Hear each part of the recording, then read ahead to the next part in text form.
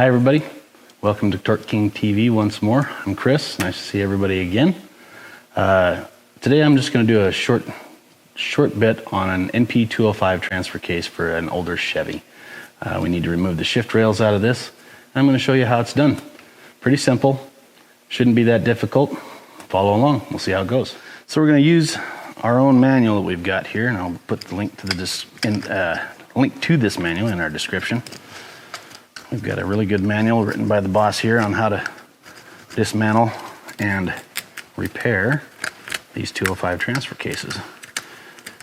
And there's quite a few differences in them between the Ford, Chevy, Dodge, and International versions, but there's a whole lot more similar between them. And so much of what we see in this particular video today is going to be the same for any of those other applications. So I'm reading right off the manual, and it says remove the rubber plugs. Well, there's no rubber plugs on this one, it's too old. But now that I've got these poppet plug nuts cleaned up enough I can get on them. That's a 3/4 inch. Oh, and look at there, pulled the spring out right with it. That spring pushes up a little ball against the shift rail, and when we get the shift rail out, you'll see that's what gives you that positive lock into gear that you like to feel. All right. So the next step, let's see, is I don't have rubber plugs here. I've got a freeze plug or a Welch plug. It says we drive those into the case. Doesn't take much.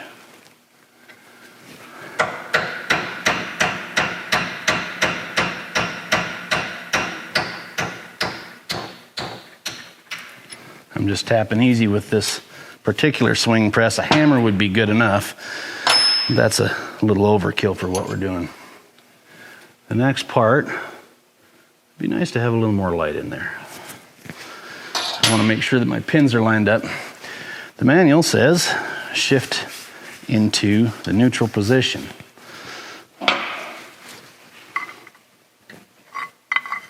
That should be the neutral position for both of those.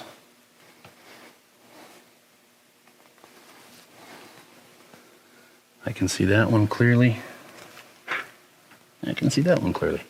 We're right where we need to be. And this is going to be a 3/16 or 7/32 punch. That 3/16 has room. That 7/32 looks like it'll be a little tight. So I'm just going to use the 3/16 and my overkill 3-pound swing press once more.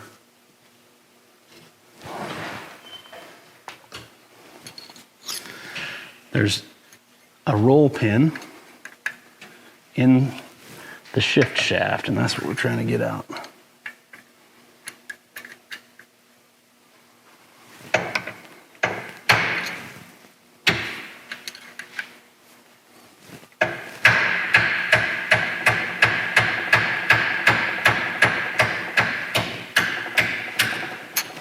All right, that's one down.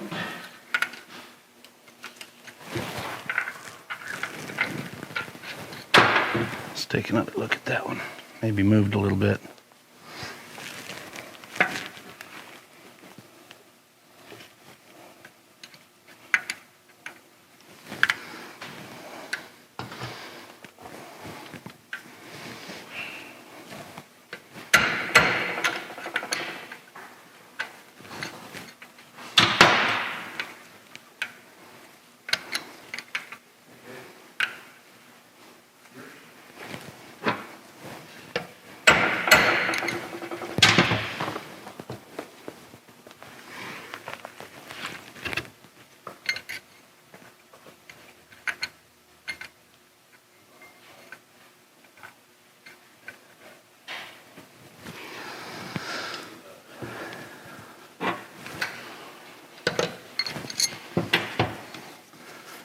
All right, that's not wanting to grab that real well. So I'm gonna check for a different punch. So I've got a roll pin punch centered right in that pin. I think I got her started enough. Let me see.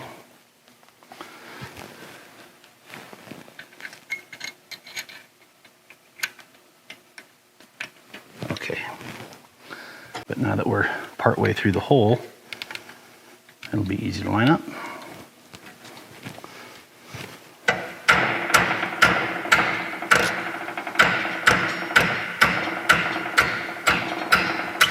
Okay, got both of our pins knocked loose.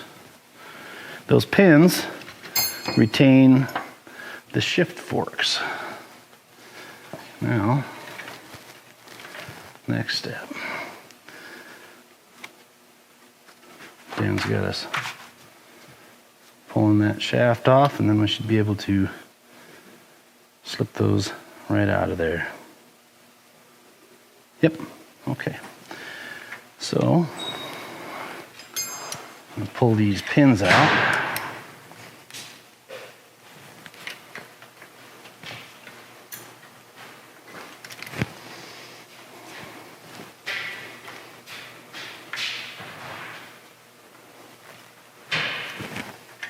Got that one straight.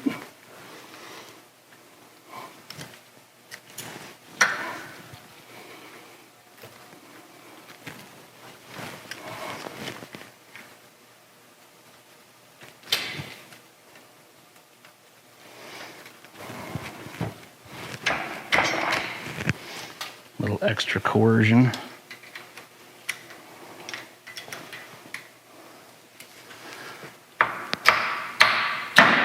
There we go.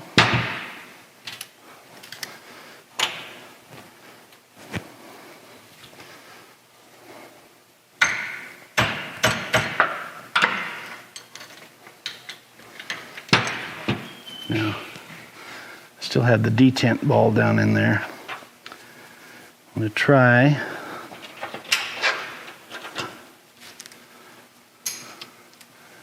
to use my punch as a magnet. Just like that.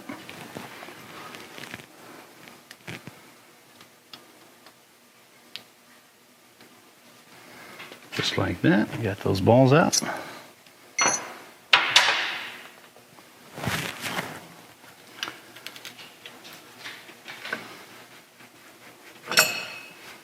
And that little clunk there was the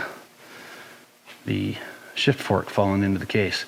So these are the detents for the 3 positions that will go. And you can see that ball will sit right in there on that detent, and the spring just pushes against it to hold it in that positive location. So you know you're firmly in gear. All right, that's a very simple removal of those shift rails for the NP205. So just to reiterate, there's the grooves in these shift shafts that line up with that pivot, that detent ball, the spring held in place by that poppet that holds it all down and pushes the pressure on that ball to hold it into those locations. And if your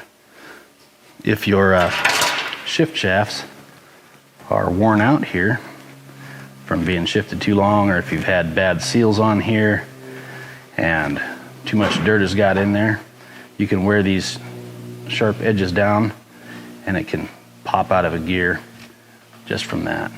But that's what we're looking at. Okay, so you can see that was fairly simple and straightforward. It didn't take very long.